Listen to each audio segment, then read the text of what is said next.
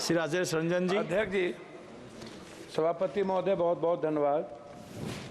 मैं पहले कुछ वर्ल्ड इनक्वालिटी डेटाबेस का ताज़ा रिसर्च के मुताबिक भारत में असमानता अपने 100 साल शिखर से ऊपर पहुंच चुका है।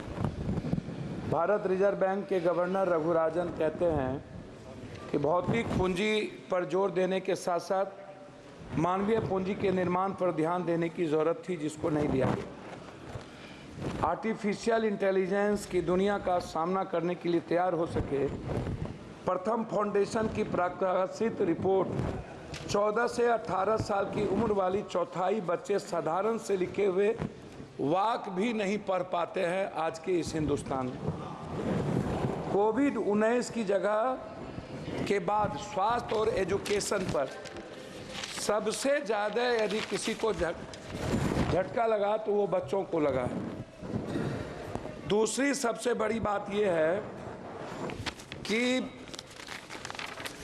जो रिपोर्ट आई हुई है उसमें बहुत क्लियर है, यूपीए 2 से पीछे रह गए। क्या जीडीपी के हिस्से के रूप में लगभग 6% का घाटा, और उसके बाद मेक इन इंडिया में विफल होने के कारण राज्य के नेतृत्व वाले विकास मॉडल के बजाय सार्वजनिक निजी भागीदारी पीपी मॉडल पर जो निर्भर हुआ, नतीजा हुआ कि आज की स्थिति में लगभग शेयरों को भी आप देखिए, आरंभिक सार्वजनिक पेशकश 21,000 करोड़ रुपया थी, उनका जब आप निजी क्षेत्र में बिक्री या मोनेटाइजेशन शामिल करने के अनुमानित आंकड़ा देखिएगा तो 6 लाख करोड़ रुपया था। भारत के कार्यबल 20% ही औपचारिक रोजगार जुड़ा हुआ है। अंतर्राष्ट्रीय श्रम संगठन के ताज़ा आंकड़ों के मुताबिक लगभग 2000 में जहां देश में बेरोजगार में पढ़े लिखे नौजवानों की तादाद 54.2% थी, वो 2022 में बढ़कर 65.7% हो गई।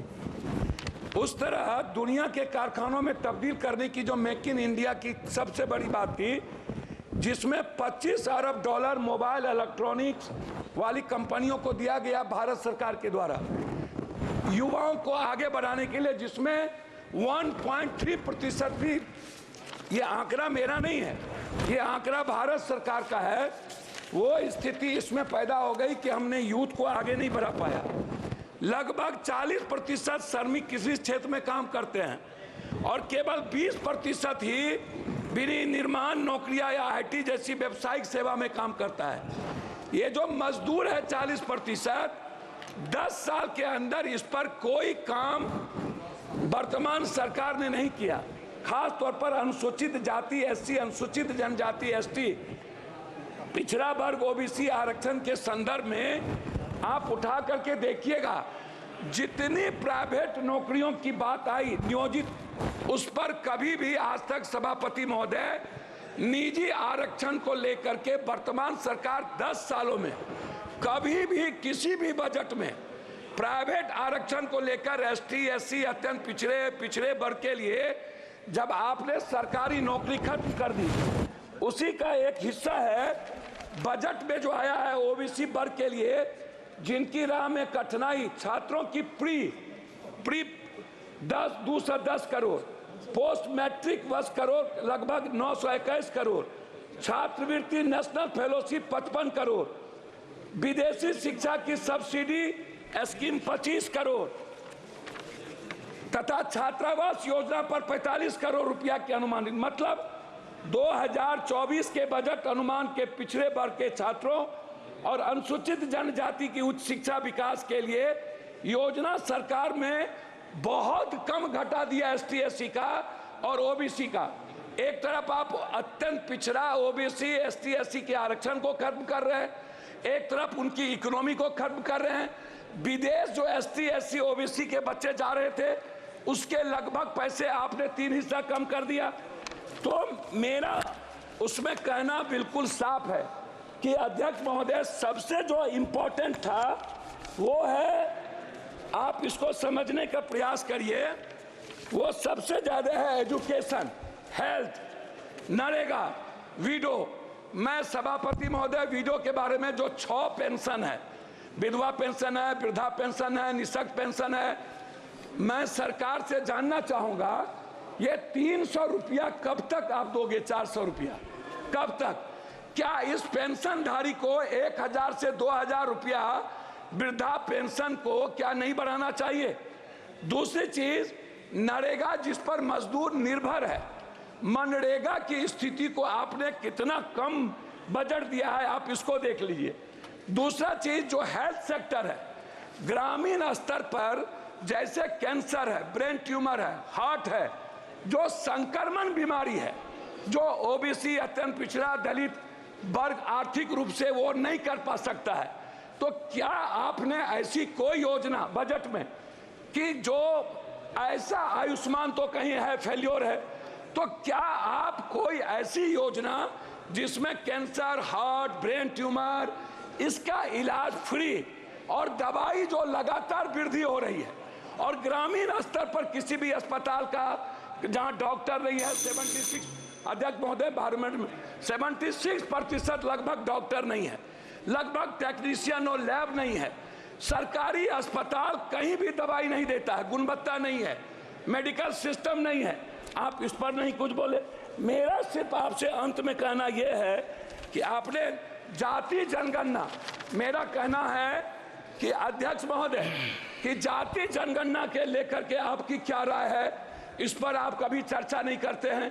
दूसरी चीज, आरक्षण को लेकर के ओबीसी, अत्यंत पिछड़ा, जो जेएनयू है, जो बड़े बड़े कॉलेजेस हैं, समाप्त कीजिए, समाप्त कीजिए। मैं बात कर रहा हूं अध्यक्ष महोदय, मैं अपनी बात सिर्फ करना चाहूंगा।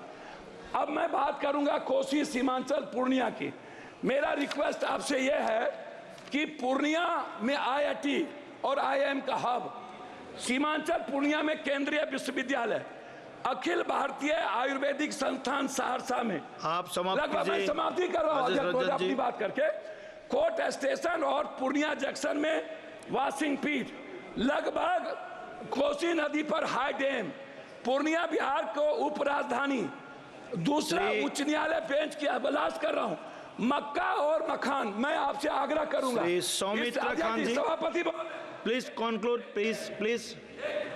मैं बजट के लिए, मैं आज सभापति महोदय, बजट में फूड प्रोसेसिंग और डेयरी मिल्क, मक्का मखान के लिए मैं इस बजट में चाहूंगा कि बिहार को विशेष पैकेज के रूप में जितने बंद पड़े फैक्ट्री हैं, क्योंकि मजदूर बाहर जाते हैं 2.25 करोड़, इनके लिए कोई इंश्योरेंस नहीं है, किसी मजदूर का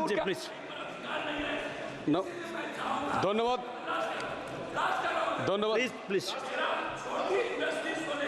धन्यवाद चेयरमैन सर। आज पहले कारगिल विजय दिवस है। आज हमारा देश का प्रधानमंत्री जी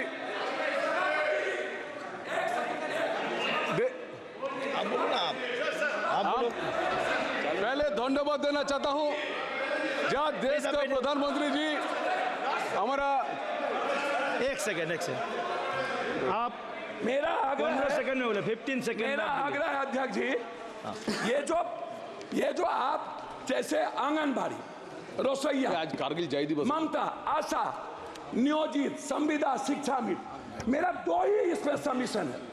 लगातार जैसे अग्निवीर के बारे में ये सवाल उठ रहा है, नियोजित, संविदा, शिक्षा मित्र जो उत्तर प्रदेश में है, इसके खिलाफ ये असमानता है टीचर के प्रति, ये असमानता है एजुकेशन और सम्मानजनक प्रति। Okay, thank you.